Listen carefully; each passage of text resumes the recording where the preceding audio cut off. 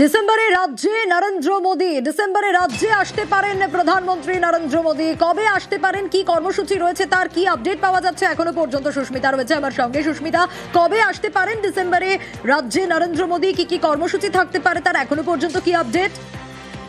দেখো, ডিসেম্বরের শেষের দিকে অর্থাৎ 20শে ডিসেম্বর এখনো পর্যন্ত প্রাথমিকভাবে দিন ঠিক হয়েছে বলেই বিজেপি সূত্রে খবর। 20শে ডিসেম্বর প্রধানমন্ত্রী নরেন্দ্র মোদীর চতুর্থবারের জন্য বঙ্গ সফর এবং চতুর্থবারের জন্য তিনি জনসভা করতে পারেন বলেই বিজেপি সূত্রে খবর। 20শে ডিসেম্বর তিনি আসতে পারেন এ রাজ্যে এবং এবারের জনসভার কেন্দ্র হিসেবে বা কেন্দ্রস্থল হিসেবে নির্বাচিত করা হয়েছে বঙ্গ বিজেপির তরফ থেকে মতুয়াগড় রানাঘাট।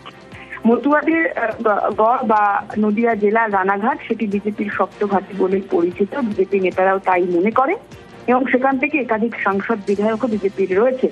সেই জায়গায় রানাঘাটে এবার বিজেপির জনসভা প্রধানমন্ত্রী নরেন্দ্র মোদীকে দিয়ে করানোর সম্ভাবনা বঙ্গ বিজেপির তরফ থেকে ইতিমধ্যেই মাঠ নির্ধারণ করে সেই মাঠ পরিদর্শন হয়েছে জেলা নেতৃত্বের তরফ থেকে। আগামী 20শে ডিসেম্বর প্রধানমন্ত্রী নরেন্দ্র মোদী এবার জনসভা করতে পারেন। নজর থাকবে আমাদের সুস্মিতা।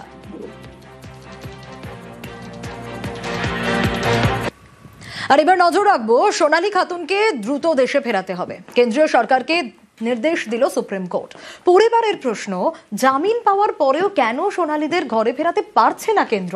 আর কতদিন অপেক্ষা করতে হবে?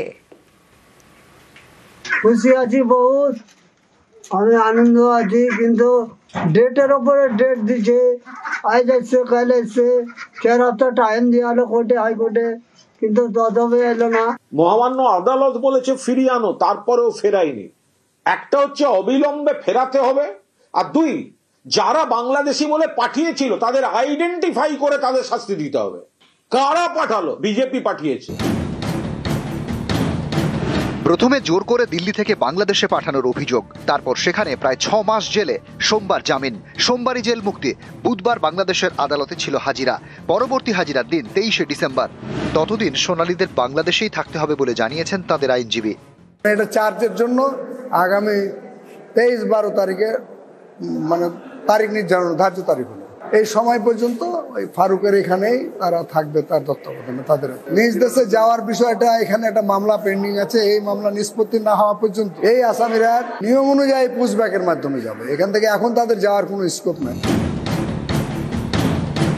এদিনই সোনালী খাতুন মামলার শুনানি ছিল সুপ্রিম কোর্টে। প্রধান বিচারপতি সূর্যকান্ত এবং বিচারপতি জয়মাল্য বাগচি কেন্দ্রকে নির্দেশ দেন যত দ্রুত সম্ভব সোনালী খাতুন এবং তার 8 বছরের ছেলেকে বাংলাদেশ থেকে বীরভূমে ফিরিয়ে আনতে হবে। সোনালীর চিকিৎসার জন্য সব রকম সহযোগিতা করবে রাজ্য। সোনালীর ছেলের জীবন ধারণের জন্য রাজ্যকে সহযোগিতা করতে হবে। এদিন কেন্দ্রের তরফে সলিসিটর জেনারেল তুষার মেহতা বলেন, মানবিকতার খাতিরে সোনালীকে ফিরিয়ে আনতে প্রস্তুত কেন্দ্র। সোনালী খাতুন যেহেতু প্রেগনেন্ট আছে, সোনালী খাতুন এবং তার ছেলেকে ইমিডিয়েটলি আনা হোক 1-2 দিনের মধ্যে। যেহেতু প্রেগনেন্সি আছে, সবকিছু দায়িত্ব কিন্তু সরকারকে নিতে হবে এবং বীরভূমে আনতে বলা হয়েছে। পরে আবার নেক্সট হিয়ারিং আছে, তখন তাদের আনার ব্যবস্থা করা হবে। বীরভূমের পাইকরের বাসিন্দা সোনালী দিল্লির রোহিণীতে পরিযায়ী শ্রমিকের কাজ করতেন। অভিযোগ, সেখানে বাংলাদেশি সন্দেহে দিল্লি পুলিশ অন্তঃসত্ত্বা সোনালীকে আটক করে। 24শে জুন আটক, 26শে জুন সোনালী সহ বীরভূমের 6 জনকে বাংলাদেশে পাঠানো হয়। জল গড়ায় কলকাতা হাইকোর্টে। সুপ্রিম কোর্টে সোনালী খাতুনকে দ্রুত দেশে ফেরাতে বলে কেন্দ্রকে নির্দেশ দিয়েছে শীর্ষ আদালত। এই ঘটনায় কেন্দ্রের ভূমিকা নিয়ে বারবার ক্ষোভ উগরে দিয়েছে পরিবার। বাংলা কথা বলার জন্য বাংলাদেশ পাঠান দিয়ে আছে মোদী সরকার, বিজেপি।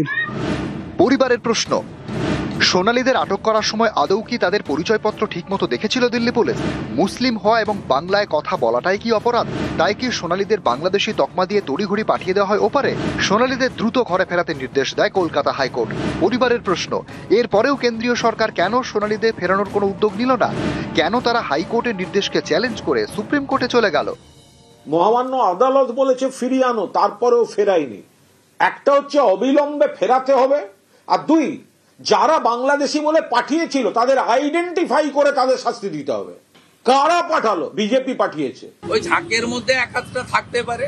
হরিয়ানাতে 1000 জনকে ডিটেন করেছিল, 913 জন বাংলাদেশি মুসলিম বেরিয়েছে, আর বাকি ভারতীয় মুসলিম বেরিয়েছে। ভারতীয় মুসলিমদের ছেড়ে দিয়েছে। সেই ভেজালের মধ্যে একটা হয়তো 1-2টো আসলও পড়ে যেতে পারে। নিউজ 18 বাংলা।